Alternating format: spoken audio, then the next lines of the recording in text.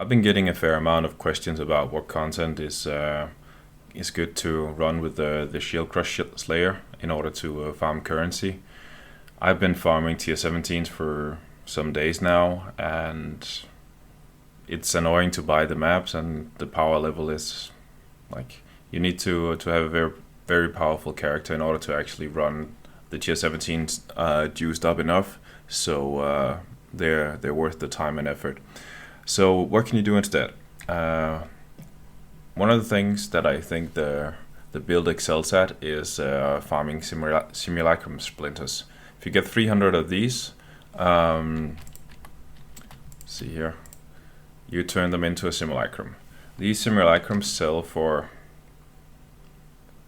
a quarter of a divine a piece. So if you only get like 20 splinters a map, then it takes a lot of time before you actually get something. But what if you could get like one of these per map, or at least get pretty close to it? Then it might actually start to become interesting. And that's what I'm doing with the tree here. But before I'll go into that one, let's look at Delirium here on the Path of Exile wiki. There's some information first, but that's not so important. Timer. This is the important one. If you see here, it says the following will pause the mist timer. So when you enter the Delirium mirror, you get a little bit of a time buffer, and then the mist will start to decay, and then it's pretty much just to try and outrun it in your map. But if you put some specific instances or league mechanics into the map, then the mist pauser will the mist timer will pause. And I'm specifically going for breach, and I am also going for incursion encounters.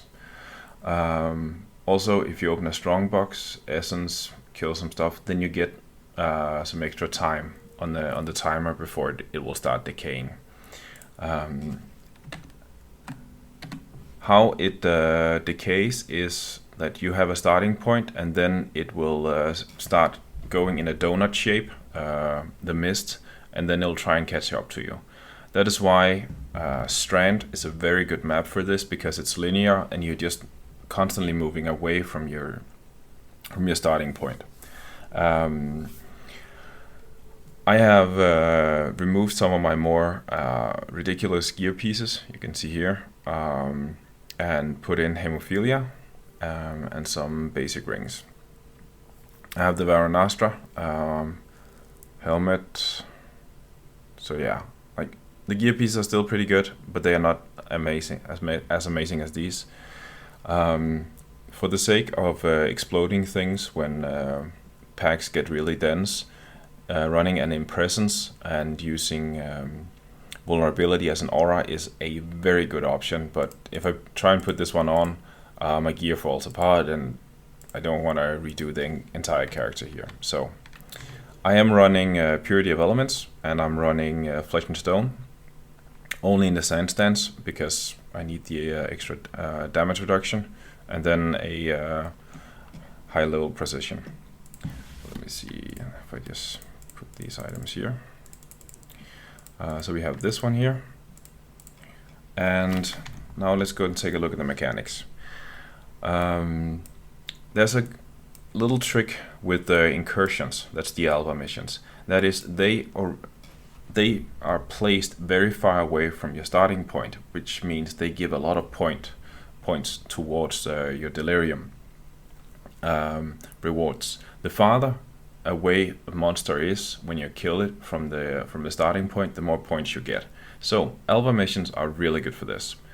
Then I have here, because I want a timer on it. Then I have incursions. They always have 4. And then I have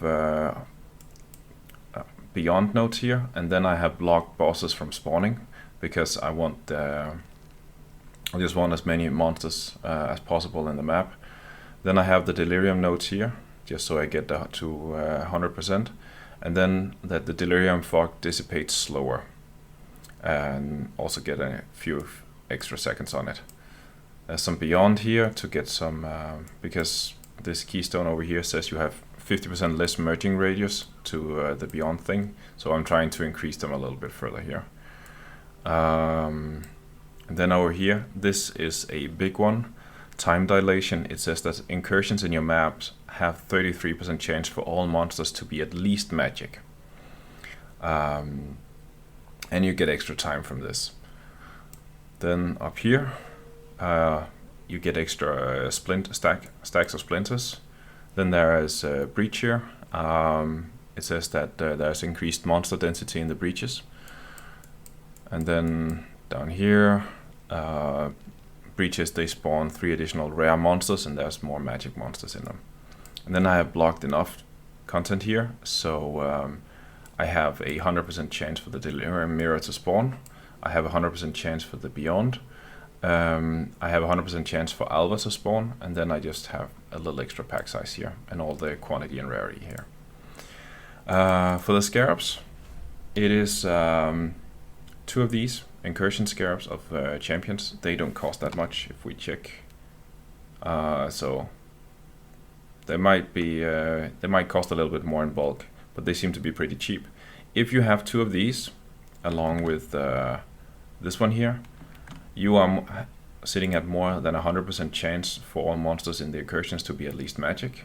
Then we say we have 40% increased magic pack size, and then just 4 additional breaches here. So this is just a 20 quality map, nothing special about it. And I don't run any content, so the only upkeep is these scarabs here. So let's try and see how it's going.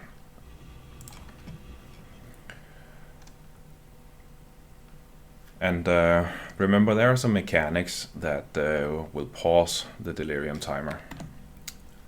So have the mirror here, and then it will start here, and then when it starts decaying, it will do so in a donut shape. Also, my performance might tank when the spawn starts coming in because of the recording. So when that happens, I will just hold down my my shield crush and trust in my defenses and hope that's enough.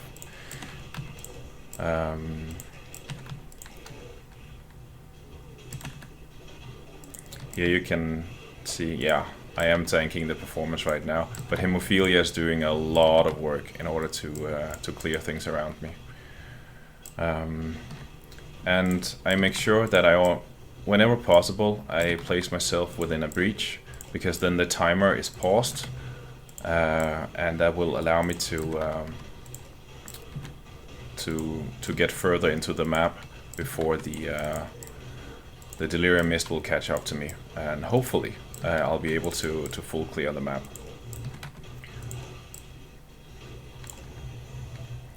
Let's see here. So we have the Alva. And while it takes a little while for her to open the portal, so in the meantime I just go and open another breach. So sometimes you can be a little stressed for time, but at some point you just figure out, like, how much time do you have on hand, or do you need to rush things. So it's just run the content a lot, and then you get a pretty good feeling. You can see here, yeah, that's a lot of monsters. I was a little late on that one. So I didn't check beforehand, but now I have a pretty good timer, so now I can click here and see. Okay, neither of these rooms are important. You're looking for, there's 2 rooms which are valuable for other people, that they will buy it. That's the corruption chamber, because it allows you to double corrupt items. So people will pay pretty handsomely for a level 3 room if you have a temple with that. I think it's around 120 chaos right now. If you have a level 3 room in your temple. So let's see here. I can't recall how many stones I picked up. I just want to connect it here. Should be fine now. And looting, that's when we're done.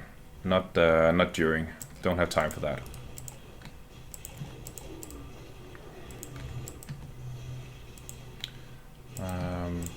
Usually, whenever you're dealing with a leak mechanic, a Delirium timer will pause. But this one is a channeling thing I can see, so I'll be doing that when I return later and when the map is done.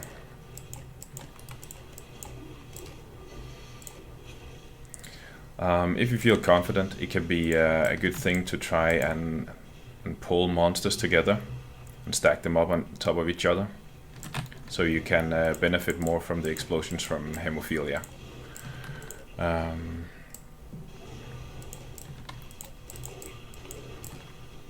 You can see the rewards down in the left corner.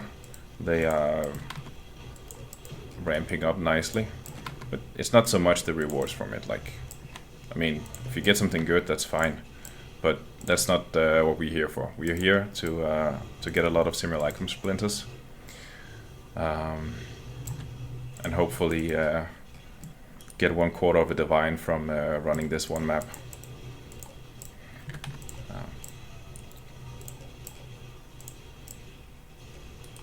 Oh, that's a soul eater. Oh, yes, I should have placed my banner. And oh, I might still be able to check. Yeah, this is a sacrifice one, so I need to switch this room. I might not be able to level it up to level 3, but here some people will buy the sacrifice rooms. So when I kill the architect here to the left, then I switch the rooms. What architect is going to survive in here, and the room's nature will be changed. And again, I've been talking a lot about hemophilia in other videos on the channel, and you can see suddenly things just disappear. That's the bleed explosions doing work. Yeah, now the performance is like, you can see there's a lot of monsters trying to get the better of me at the same time. Yeah, let's see. At the incursion here. Oh, yeah, I almost clicked that. The purple ones, they are cursed treasures. There might be something good inside them, but they will also remove some of your timer. So if you click them before you have killed anything, then you might end up ending your incursion prematurely. Let's see here. Nope. So when I click this, you can see I lost like 8 seconds on that one. I think some of them might eat more. Let's see, yeah, that was another 8 seconds. But just keep that in mind. I've done it a couple of times where I saw a thing, I clicked it, and then I got kicked out of the instance. Getting a lot of time in here is also nice, just to if you just need to stretch your wrists or something, take a little break. But you can see we are constantly moving away from the beginning of the map, meaning the Delirium has a harder time catching up to us, and hopefully it will not. Now we can see the over here that's the boss chamber.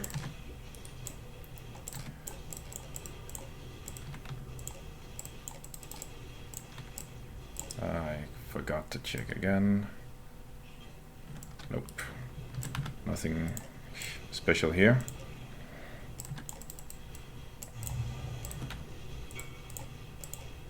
Yeah, I can see there's a guy who wants to buy one of the chronicles that I've made.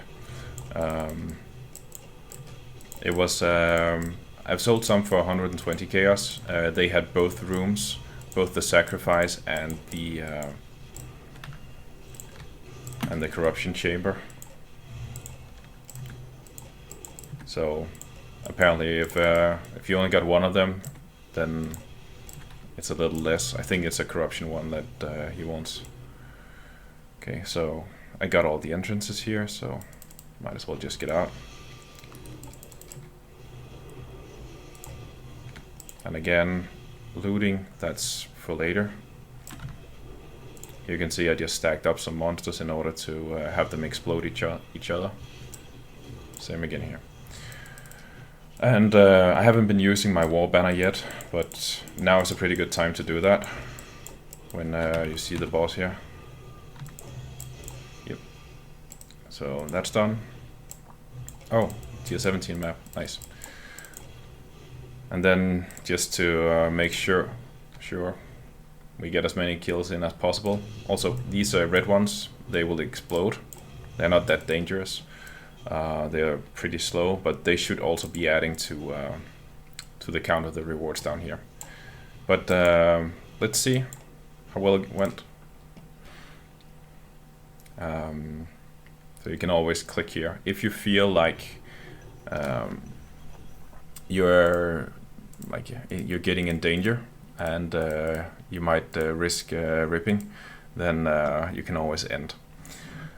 Also, I didn't show this before, I have an omen of return, so if I die, I'll get a portal back to town, and also I have an omen to protect my experience, because I kind of want to level up a little bit.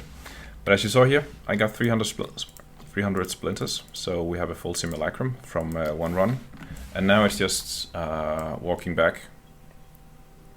Yeah, when things are displaced like this, you can click C and click again, and then the loot will be readjusted, so you can actually click in the right places. So it's a little annoying that you have to go back and loot like this, but it is what it is. You don't have time during the actual run to do it. Well, some might if they are really confident, but I'm not used to doing this so much. But yeah, also there, I remember there were something down here. This one. So let's just give it 100% and see how that goes. It should also be a pretty good indicator of the build. I've also been talking about shield charge and trying to move around so you don't get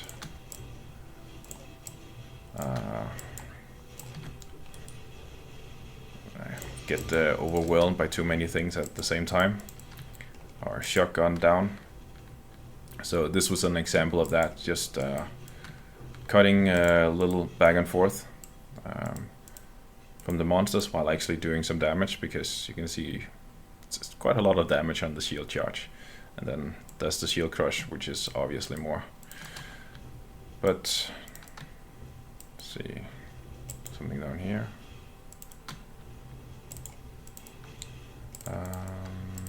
And let's call it a day. So didn't take too long.